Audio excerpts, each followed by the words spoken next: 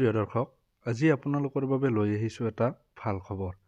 আজি আপোনালোকৰ বাবে এনে এটা খবৰ লৈ আহিছোঁ যিটো খবৰে আপোনালোকক আনন্দিত কৰিব। খবৰটো হৈছে স্কলাৰশ্বিপৰ বিষয়ে। কোনবোৰ ছাত্ৰ ছাত্ৰীয়ে পাব এই স্কলাৰশ্বিপ, আজিৰ এই ভিডিঅ'টোত আমি আলোচনা কৰিম। নমস্কাৰ, মই জিন্তু দাস। আপুনি চাবলৈ আৰম্ভ কৰিছে অনলাইন জন। এই যিটো স্কলাৰশ্বিপ, এই স্কলাৰশ্বিপটো পাবলৈ কি যোগ্যতা লাগিব? ছাত্ৰ-ছাত্ৰীসকলে ভাৰতৰ স্বীকৃতিপ্ৰাপ্ত মহাবিদ্যালয় বা বিশ্ববিদ্যালয়ত স্নাতকোত্তৰ পাঠ্যক্ৰম, সাধাৰণ পাঠ্যক্ৰম যেনে এম.কম, এম.এ ইত্যাদি আৰু পেছাদাৰী পাঠ্যক্ৰম এম.টেক, এম.বি.এ ইত্যাদি গ্ৰহণ কৰা হ'ব লাগিব। আবেদনকাৰীসকলে পূৰ্বৰ অৰ্হতা পৰীক্ষাত কমেও 55% নম্বৰ লাভ কৰি উত্তীৰ্ণ হ'ব লাগিব। বাৰ্ষিক পৰিয়ালৰ আয় 2.5 লাখ টকাৰ কম বা সমান হ'ব লাগিব।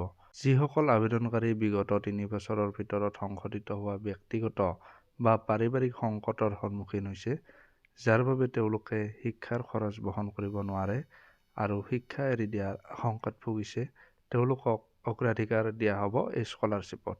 কেৱল ভাৰতীয় নাগৰিকৰ বাবেহে মুকলি কৰা হৈছে এই স্কলাৰশ্বিপটো। এতিয়া আহক, কিমান টকাৰ হ'ব এই স্কলাৰশ্বিপটো?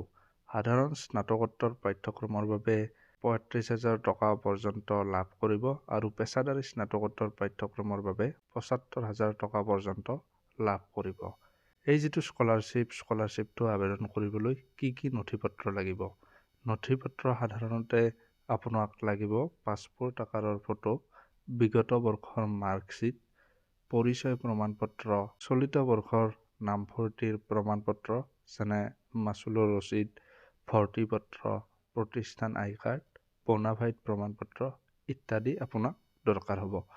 আবেদনকাৰীক প্ৰয়োজন হ'ব বেংকৰ পাছবুক বা বাতিল কৰা চেক। তাৰপিছত লাগিব আয়ৰ প্ৰমাণপত্ৰ অৰ্থাৎ ইনকাম চাৰ্টিফিকেট।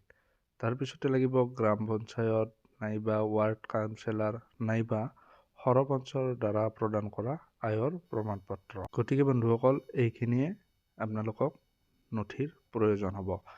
আৰু এই আবেদনটো আপোনালোকে কেনেকৈ কৰিব?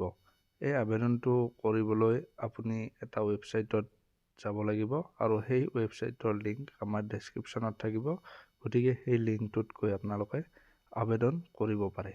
যদিহে ভিডিঅ'টো ভাল লাগিল, ভিডিঅ'টোত লাইক কৰক আৰু চেনেলটো সকলোৱে ছাবস্ক্ৰাইব কৰিবলৈ নাপাহৰিব। ধন্যবাদ।